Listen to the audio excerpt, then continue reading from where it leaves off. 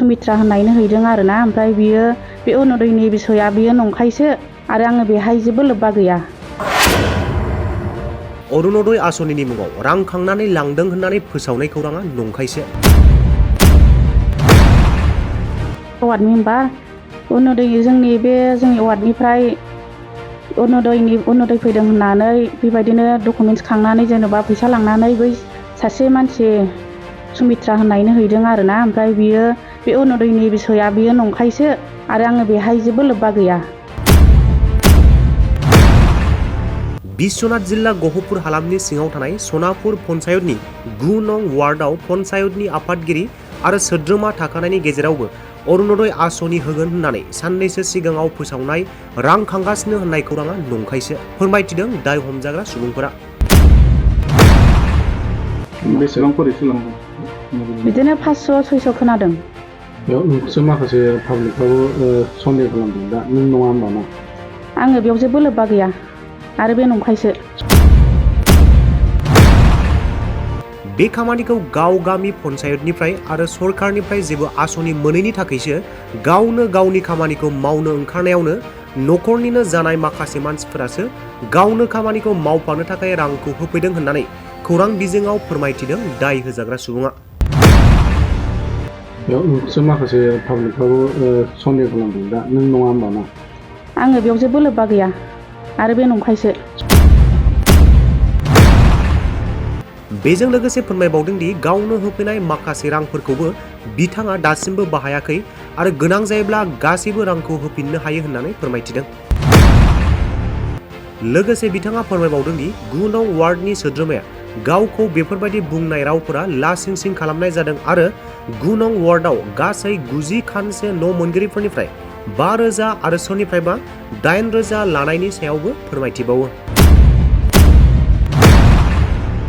वार्डनि होनबा जोंनि वार्डनिफ्राय अरुण'दय फैदों होननानै बेबायदिनो डकुमेन्ट्स खांनानै जेनेबा फैसा लांनानै बै सासे मानसि सुमित्रा होननायनो हैदों आरोना ओमफ्राय बियो बे अरुण'दयनि बिसया बियो नंखायसो आरो आङो बेहाय जेबो लोब्बा गैया। बेसेबां खरिसो लांदों? बिदिनो 500-600 खोनादों। बेयाव नोंसो माखासे पाब्लिकआव सन्देह खालामदों दा नों नङा होमबा ना? आङो बेयाव जेबो लोब्बा गैया आरो बे नंखायसो। सोरनो हैदों होनदों? बेखौ सुमित्रा होननाय सासे मिरि खांनानै लांग्राया जोंनि वार्डनिफ्राय सासे मानसि दं। सासे माने सानै मानसि दं आरो जेबो बिबान गैया। बेनि नामा सरनजित ओमफ्राय सासेया भबानि बसुमतारी। बिथांमोना अबे जायगानि बिथांमोन? बे लांग्राफ्रा जोंनि वार्डनिनो मानसिफोर ओमफ्राय हैजाग्रा मानसिया जेनेबा बेलेगनि आरो बेबो जोंनि पन्चायतनि मानसि नङा। अरुण'दय फैदों होननानै बिसोरो फैसा आरो डकुमेन्ट्स लांदों। लांनानै बिसोरो मा खालामजोबखो बेनिफ्राय आं मिथिला। जेनेबा बै सुमित्रा होननायनो हैयो आरो मिरि। सुमित्राया मा बिबान दं? सुमित्राया जोंनि पन्चायतनिबो मानसि नङा सनापुरनि आरो बियो जेबो बिबान गैया। सुमित्रा बर' ना हारसा? मिरि। सुमित्रा। औ पन्चायतआवथ' फैयाखै आरो जोंनि वार्डआवबो फैयाखै जों बेखौ प्रेसिडेन्टआबो जेबो मिथिया। अरुण'दयनो फाना फैथ'वाखै। गोजोनथाव खौरां बाजाज बाइक लानो गोसो गुदुं सुबुंफोरनि थाखाय। क'क्राझार नोगोराव थानाय दावहारु अट' एजेन्सिया फैगौ 16, 17, 18 आरो 19 नभेम्बरसिम दिवाली धामाका अफार्स आरो लोगोसे मेगा लन काम एक्सचेन्ज मेला होगासिनो दं। दावहारु अट' एजेन्सियाव बायगिरि बिथांमोना लवेस्ट डाउन पेमेन्ट होनानै बाइक लानो हागोन आरो एक्सचेन्जनि खाबुआबो एभेलेबेल जागोन।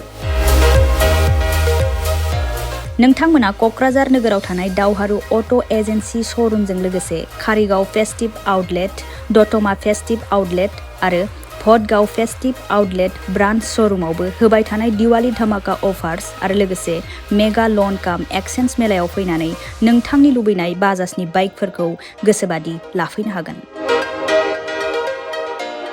बाजाजनि बाइक सालायनो मोजां मोनग्रा रायजो राजाफोरनि थाखाय दावहारु अट' एजेन्सि श'रुमा लोगोसे मोजां अफारफोरबो लाबोदों। बेफोरनो जाबाय फ्री एसर्ट gift, free seat cover, 5 litre petrol free, गंनै helmet free, 12 times free washing coupon आरो बाइक बायगिरिफोरनो बाइकखौ मोजाङै साखोन सिखोन लाखिनो थाखाय 12 टाइम्स फ्री वाशिं कुपनबो हरनाय जागोन।